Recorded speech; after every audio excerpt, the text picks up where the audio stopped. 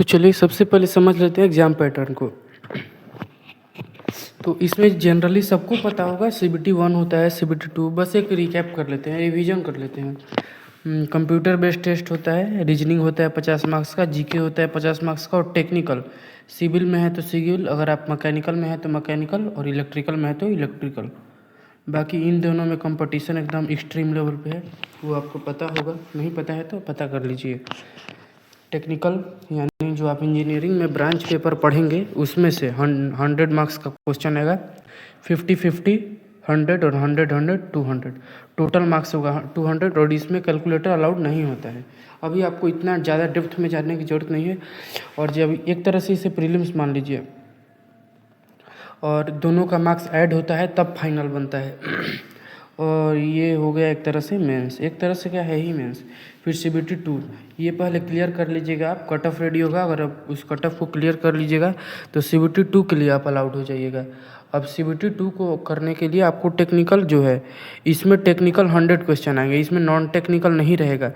Non technical का जो आपका माइंड पे प्रेशर है वो CBT 1 तक ही रहेगा। बाकी CBT 2 में आपको एकदम प्रेशराइज हट जाएगा और आपको प्योर इंजीनियरिंग से पूछेगा। इसके टेक्निकल में फ़र्क ये है कि इसमें थोड़ा थ्योरी पूछेगा, स्टेटमेंट बेस्ड। इसमें स्टेटमेंट प्लस थ्योरी प्लस थोड़ा सा, या फिर थोड़ा सा इसमें उसका मात्रा बढ़ा दीजिए, क्या बोलते हैं, न्यूमेरिकल्स। इसमें न्यूमेरिकल्स पूछेगा, ना ज़्यादा एक्सट्रीम पूछेगा हार्ड, ना ही ज़्यादा एक्सट्रीम इजी पूछेगा, नॉर्मल पूछेगा। अधिकतर केसेस में हार्ड भी हो सकते हैं। इसमें कैलकुलेटर अलाउड है, और ये प्योर ब्रांच पेपर है, सिविल, मैकेनिकल, इलेक्ट्रिकल। चलिए इतना पता चल गया एग्ज़ाम का पैटर्न क्या है। और लास्ट में जब आप इसे भी क्लियर कर लेंगे तो डॉक्यूमेंट वेरिफिकेशन होगा कि आप कहीं फ्रॉड तो नहीं कर रहे हैं। चलिए इतना मार्क्स क्लियर। इसमें इसका 200 मार्क्स, इसका 300 मार्क्स, 500 हो गया। अब इतना तो हो गया। तो अब आते हैं कि इसमें क्या है। अभी आप फर्स्ट ईयर में हैं, किस ईयर में हैं अभी आप? फर्स्ट ईयर में। तो अगर आप अभी फर्स्ट ईयर में हैं तो आपके जो ब्रांच पेपर भी है, तो वो ब्रांच पेपर तो अभी चलेगा नहीं, कब से चलेगा? सेकंड ईयर से। तो अभी फर्स्ट ईयर में आप क्या देख सकते हैं, नॉन टेक तो प्रिपरेशन कर सकते हैं, क्योंकि कंपटीशन इतना हाई है कि उसे आप बीट करने के लिए पहले से प्रिपरेशन करना बहुत ज़रूरी है। तो चलिए ले चलते हैं दूसरे स्लाइड पे और बताते हैं कि नॉन टेक का प्रिपरेशन कैसे करें।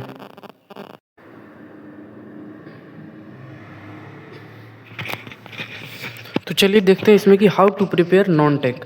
तो नॉन टेक्निकल सब्जेक्ट में आपको जनरली पता है कि नॉन टेक्निकल में ज़्यादा वास्ट तो है नहीं, बहुत वास्ट है। इसे इतना ज़्यादा दिमाग देखिए, तो इसमें दो आते हैं, एक आता है रीजनिंग और एक होता है GK GS। और जो ये GK GS है आपको इतना मेंटली प्रेशराइज कर देगा कि आप सोच नहीं सकते। चाहे CGL का बंदा हो, UPSC का बंदा हो, कोई भी हो, GK में कभी फुल मार्क्स नहीं आते। तो इसके लिए सबसे बेस्ट बुक है, सबसे बेस्ट, लूसेंट। और जो ये बोलते हैं वो एकदम पागल है, पागल। लूसेंट असल में उसके कंटेंट को उठाइएगा, पहले जोश जोश में आप ले लेंगे, पहले एक दिन पढ़ लेंगे, पहले 2 दिन पढ़ लेंगे, और पूरा ज़्यादा मोटिवेशन में होंगे तो 3 दिन पढ़ लेंगे। पर 3 दिन से ज़्यादा लूसेंट आप पढ़ नहीं पाएंगे, क्योंकि कंटेंट अच्छा है बट एक सीरीज़ वे में नहीं दिया है, जहाँ का तहाँ दिया है। और आप पहले पढ़ रहे हैं तो स्टार्ट कीजिए कि आप स्टोरी की तरह समझें। और इसके बारे में थोड़ी देर में बात करते हैं, क्योंकि आपको मैं वो नहीं करना चाहता। अब रीजनिंग में आते हैं, तो सबसे बेस्ट है, इसमें 50 मार्क्स का होता है, 40 प्लस आराम से कर लेंगे आप। और अगर आप टॉप करना चाहते हैं इस एग्ज़ाम को तो 45 प्लस का टारगेट रखिए, क्योंकि बढ़ते कंपटीशन के दौर में 45 प्लस भी कम है। और इसमें लॉजिक होता है, रीजनिंग क्या है वो लॉजिक बेस्ड है, तो इसे जनरली स्कोर करना काफ़ी इजी हो जाता है। तो मैं ये नहीं बोलूँगा कि आप रीजनिंग का बुक ले लीजिए, आप ले भी सकते हैं, डिस्क्रिप्शन में सबसे बेस्ट बुक का लिंक दे दूँगा। और अगर आप पढ़ना चाहते हैं तो सबसे बेस्ट टीचर है Piyush Varshney sir. Piyush Varshney sir YouTube पे पढ़ाते हैं फ्री में नहीं पढ़ाते, बट कुछ लेक्चर्स हैं इनके फ्री में। और मुझे DM कर दीजिएगा अगर आपको चाहिए, तो देखते हैं, अगर ज़्यादा लड़के होंगे तो ग्रुप बना देंगे। मेरे पास बुक है, हम डेली एक चैप्टर का PYQ और लॉजिक बेस्ड जो भी उसमें कॉन्सेप्ट यूज होते हैं, कॉन्सेप्ट का मैं फ़ोटो खींच के डाल दूँगा PDF सेंड करके। अगर कुछ लड़के होते हैं तो उनसे बोलिएगा अपने कॉलेज में ग्रुप बनाया जाएगा। जो मेनली एसएससी जेई को टारगेट कर। चलिए अब देखते हैं। आपको 2 घंटा डेली, 2 घंटा या फिर मैक्सिमम हम बोल रहे हैं मिनिमम आप 1.5 आवर्स डेली रीजनिंग को दे सकते हैं। रीजनिंग पढ़ना कैसे आपको, तो मैं ये बता दूं, रीजनिंग पढ़ने का सबसे बेस्ट तरीका यूट्यूब पर पहले आप एक लेक्चर देखिए। मान लीजिए आज एक चैप्टर स्टार्ट किए कोडिंग डिकोडिंग, और रीजनिंग का सिलेबस क्या है सब कुछ, तो मुझे डीएम कर दीजिएगा, मैं आपको उसके सिलेबस का पूरा पीडीएफ सेंड कर दूंगा। या फिर आप यूट्यूब से भी बहुत सारी चीज़ें अवेलेबल हैं, और आपका एकदम टेंशन ख़त्म करना चाहते हैं रीजनिंग का, तो कोडिंग डिकोडिंग मान लीजिए पढ़ना है तो Piyush Varshney sir, by Piyush Varshney sir बहुत बेस्ट टीचर हैं, समझ में आ जाएगा इजीली। और कॉन्सेप्ट क्लियर करके, और आपको फंसे नहीं रहना है। कंपटीशन के दौर में लोग यही करते हैं, एक चैप्टर को 10 दिन तक खींचते। क्यों खींचना भाई, नहीं समझ में आएगा, बाद में देखा जाएगा। पहले आपको कॉन्सेप्ट समझना है, एक बार रिवीजन करके, और क्वेश्चन प्रैक्टिस जम के क्वेश्चन प्रैक्टिस करना है। एक चैप्टर को मैक्सिमम 5 दिन ले जाना है, मिनिमम 3 दिन, और पूरा उस पर प्रैक्टिस करते रहना है। बीच बीच में मॉक देते रहना है, और बीच में एनालाइज करना है कि हमें क्या लग रहा है कि कौन सा चैप्टर वीक है, और उस वीक के आधार पे फिर से उस चैप्टर के कॉन्सेप्ट को बिल्ड करना है।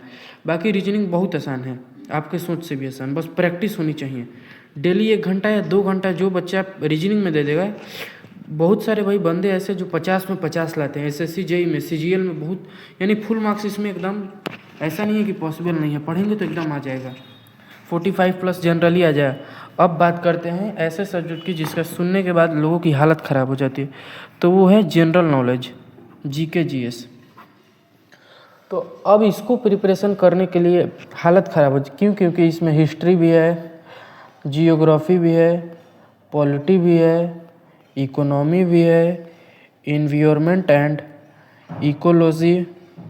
ये जनरली यूपीएससी का सिलेबस है, बट कभी कभी एसएससी में पार्शियली पूछ लिया जाता है 1-2 क्वेश्चन। तो अगर आपके पास टाइम है, ठीक है, सबसे बेस्ट चीज़ आप ये कर रहे हैं कि आप फर्स्ट ईयर से प्रिपरेशन कर रहे हैं। आपके पास इतना टाइम है कि अभी आप पूरा फाड़ सकते हैं, क्योंकि 2 महीने में आप कर तो सकते हैं, बट डेप्थ में नहीं जा सकते हैं। और अभी आपके पास टाइम फुल है, आप एकदम डेप्थ में कहानी की तरह समझिए। और जब आप एक बार कहानी की तरह समझ चुके हैं और कॉन्सेप्ट क्लियर हो गया, तो आप कभी भी इसे भूल नहीं सकते। साइंस में है कौन सा, बायो है, पीएचवाई फिजिक्स है, और केमिस्ट्री है। तो अभी आपको स्टार्ट किस सब्जेक्ट से करना है। देखिए, जो सबसे ज़्यादा पूछे जाते हैं वो पॉलिटी है, साइंस में सबसे ज़्यादा बायो से पूछे जाते हैं, और करंट अफेयर से। करंट अफेयर से मात्र 10 क्वेश्चन होते हैं, 10 से 15 क्वेश्चन, बहुत ज़्यादा होते हैं। तो अभी आप स्टार्ट करना चाहते हो, एंशिएंट से पढ़िए। और एंशिएंट पढ़ने के लिए सबसे आपके पहले आप एंशिएंट पढ़िए, हिस्ट्री, मेडाइवल पढ़िए, और फिर मॉडर्न, एकदम कहानी की तरह आपको फ्लो में पढ़ना है। और आप कहानी की तरह पढ़ना चाहते हैं तो कमेंट में बोल दीजिए, हम खुद आपको पढ़ा देंगे, मुझे एकदम अच्छे से समझ में आ गया है। या फिर इसका रोड मैप है, वो रोड मैप अगर आपको एक बार बता दिए तो आप इसे एकदम फ्लो में, और इतना मज़ा आएगा, आप एक बार स्टार्ट कर दीजिए, लिटरली मैं बता नहीं सकता। और साइंस में आपको फिजिक्स केमिस्ट्री अभी स्टार्ट नहीं करना, साइंस में आपको डायरेक्ट बायोलॉजी स्टार्ट करना है।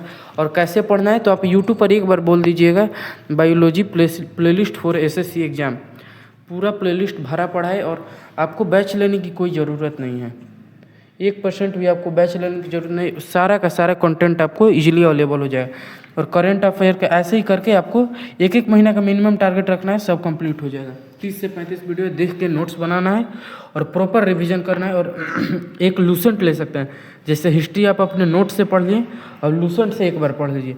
जियोग्राफी एक बार अपने नोट से पढ़िए, एक बार लूसेंट से पढ़ लीजिए, एक बार पॉलिटी, ऐसे ही रिपीट करते रहें। और करंट अफेयर पे आपको अभी ध्यान नहीं देना है, क्योंकि करंट अफेयर ऐसा चीज़ है जो 1 ईयर पूछ लेता, कभी जनरली 1 ईयर का पूछता है। तो आपको जब एग्ज़ाम है, मान लीजिए आपका 2028 में है, 2029 में है, कभी भी है, तो उस 2027 से स्टार्ट कीजिएगा। अभी ये टाइम पास होगा, अभी जो मैं बोल रहा हूँ वो कर ली, क्योंकि ये जी बदलने वाली है। इसमें एक और चीज़ जारी होता है, स्टैटिक जीके। हाँ भाई, पता है, देख के हालत ख़राब हो गई, क्योंकि जीके भले ही लोगों को लगता है नॉर्मल है, बट बहुत ज़्यादा वास्ट है। तो मैंने जितना आप लोग को बोल दिया, इतना कर लीजिएगा ना, फिर किसी माइका लाल आपको पीछे नहीं कर सकता। आपको नॉर्मल लग रहा होगा, बट आप पहले 2 दिन में आप धीरे धीरे आगे बढ़ते रहिए, प्रोग्रेस करते रहिए। अभी 6 महीना टाइम है, 6 महीना में आप लोगों से इतना आगे चले जाएंगे, क्योंकि आपने कम से कम दिमाग में ये ख्याल तो लाया कि मुझे फर्स्ट ईयर से प्रिपरेशन करना। 90% लोग यहीं टूट गए कि जो होगा सो देखा जाएगा, प्लेसमेंट होगा, घंटा का प्लेसमेंट होगा। 10,000 20,000 सैलरी से क्या कर लोगे तुम, सोचते नहीं हो। और जो तुम ये सोच रहे हो कि प्राइवेट जॉब है बहुत है, तो वो देखो ट्रैप हर जगह है, लेकिन प्राइवेट बहुत बेकार है यार, तुम सोच नहीं सकते। डिप्लोमा में उतना ज़्यादा करियर भी नहीं है। वो ये एक रियलिटी बता दे रहा हूँ तुम लोगों को। लग रहा है कि डिप्लोमा के बाद ये कर लेंगे वो कर लेंगे, करियर ऑप्शन बहुत कम है। तो सबसे बेस्ट है SSC JEE और RRB JEE, अगर आप 3 ब्रांच में। That's all, thank you. और कुछ अगर आपको जानना हो और कुछ एग्ज़ाम के बारे में, कमेंट कर दीजिए या फिर इंस्टाग्राम पे DM कर दीजिए।